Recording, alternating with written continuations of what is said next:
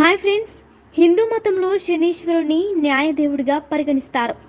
శనీశ్వరుడు ప్రతి వ్యక్తికి తన కర్మలను బట్టి ఫలితాలను ఇస్తాడని అంటారు. శనీశ్వరుడిని ఆరాధించిన వారి జీవితంలోని అన్ని బాధలు తొలగిపోతాయని, కోరికలు నెరవేరుతాయని నమ్ముతారు. తప్పుడు పనులు చేసేవారికి శని మహాదశ ఏలినాటి శనిలో వారి కర్మఫలాలు లభిస్తాయి. శనీశ్వరుని జన్మదినాన్ని జ్యేష్ఠ, వైశాఖ మాసాలలో అమావాస్య రోజున జరుపుకుంటారు. శని మహారాజుని ఆచార వ్యవహారాలతో పూజిస్తారు.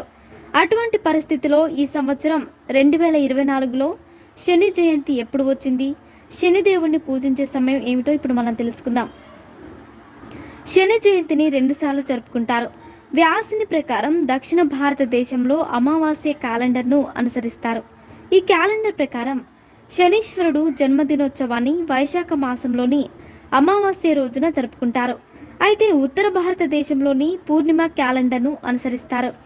దీంతో ఉత్తర భారతదేశంలో శనిదేవుని జన్మదినోత్సవాన్ని జ్యేష్ఠ మాసంలోని అమావాస్య రోజున జరుపుకుంటారు. అందువల్ల కొన్ని రాష్ట్రాల్లో ప్రతి సంవత్సరం వైశాఖ మాసంలోని కృష్ణపక్ష అమావాస్య తేదీన శని జయంతి జరుపుకుంటారు. హిందూ మత విశ్వాసాల ప్రకారం సూర్యపుత్రుడు శనీశ్వరుడి ఈ తేదీన జన్మించారు. తండ్రి సూర్యనారాయణుడు మరియు తల్లి ఛాయాదేవుల బిడ్డ అని చెబుతారు. శని జయంతి సంవత్సరానికి 2 సార్లు జరుపుకుంటారు. హిందూ క్యాలెండర్ ప్రకారం వైశాఖ మాసంలోని అమావాస్య తిథి మే 7న ఉదయం 11:40 ప్రారంభమవుతుంది. ఈ తిథి మే 8న ఉదయం 8:51 ముగుస్తుంది. అటువంటి పరిస్థితుల్లో ఉదయ తిథి ప్రకారం శని జయంతి 8 మే 2024న జరుపుకుంటారు. ఈ రోజున పవిత్ర నదిలో స్నానం, ధ్యానం, పూజలు, తపస్సులు ప్రత్యేక ప్రాముఖ్యతను కలిగి ఉంటారు. శనిదేవుని ఆరాధించడం ద్వారా శని మహాదశ నుంచి ఉపశమనం పొంది జీవితంలో సుఖ సంతోషాలు లభిస్తాయి. వేద క్యాలెండర్ ప్రకారం ఈసారి జ్యేష్ఠ మాసంలోని కృష్ణపక్ష అమావాస్య తిథి జూన్ 5 బుధవారం సాయంత్రం 7:50 ప్రారంభం అవుతుంది. ఇది మరుసటి రోజు జూన్ 6 గురువారం సాయంత్రం 6:07 వరకు కొనసాగుతుంది.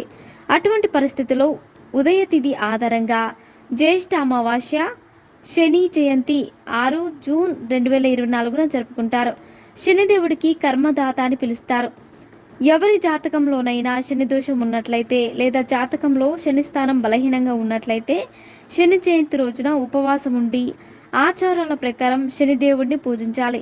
పూజ తర్వాత శనిదేవుడికి ఆవాల నూనె, నల్ల నువ్వులు, నీలిరంగు పువ్వులు, షమి ఆకులు, నల్లగుడ్డ, మినపపప్పు మొదలైనవి సమర్పించండి. శనిదేవుడిని ప్రసన్నం చేసుకోవడానికి శని చాలీస, శని స్తోత్రాన్ని పఠించవచ్చు. శనిదేవుడి మంత్రాలను కూడా పఠించవచ్చు.